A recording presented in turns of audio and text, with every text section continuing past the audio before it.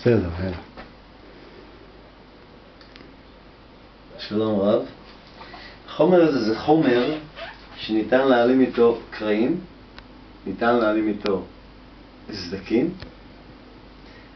החומר הזה נקרא הילה לאור, הילה.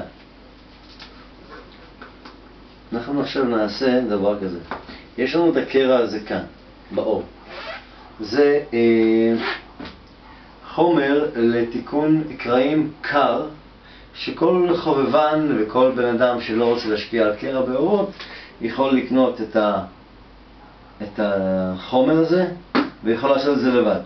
יש לנו כאן קרע, אני הלכתי על קרע גדול יחסית. אני לוקח בד מיוחד, בד לקרעים,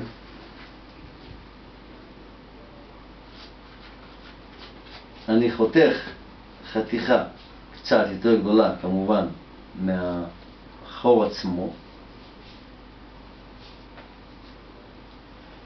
אני גוזר את הקצוות, את הפינות, שזה לא ישתקף מתחת לאור.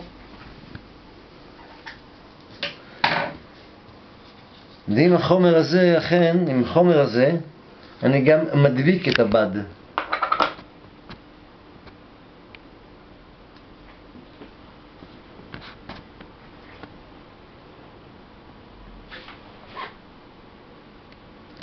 אני יכול לשים לי שכבה נדיבה, כמובן אסור שתהיה שכבה עבה מאוד.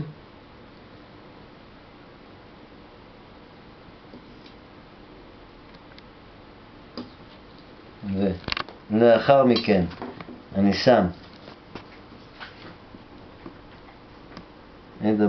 את הבד ואני פשוט לוחץ על זה פנימה, שזה פשוט יתפוס, ישקע, יספוג בפנים הדבק עצמו, המרק, ואנחנו הופכים את זה. עכשיו, מאחר ויצאתי פה, חיזקתי את הקרע, שזה יתייבש, האור לא יוכל לזוז, וכשאנחנו נמרח את החומר הילה, אנחנו נשים שכבות דקות אנחנו נשים, לוקחים קלף, אנחנו לוקחים קלף, ואחרי ששמנו את החומר, אנחנו פשוט מיישרים את זה בעזרת הקלף,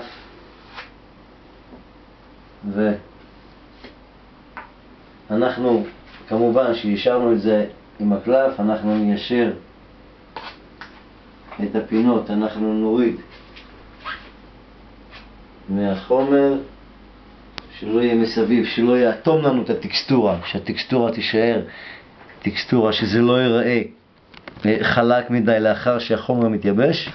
ניתן לייבש את זה עם פן, ואנחנו ממתינים איזה בערך חצי שעה, זה כבר יבש, בעזרת פן זה ייקח לו איזה 10 דקות, רבע שעה זה מתייבש, ולעבור עליו בעוד שכבה.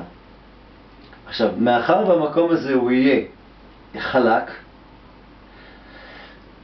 אחרי שהחומר הזה, שכבר אנחנו עשינו עכשיו, זה פעם ראשונה שאנחנו עושים, אז זה מתייבש.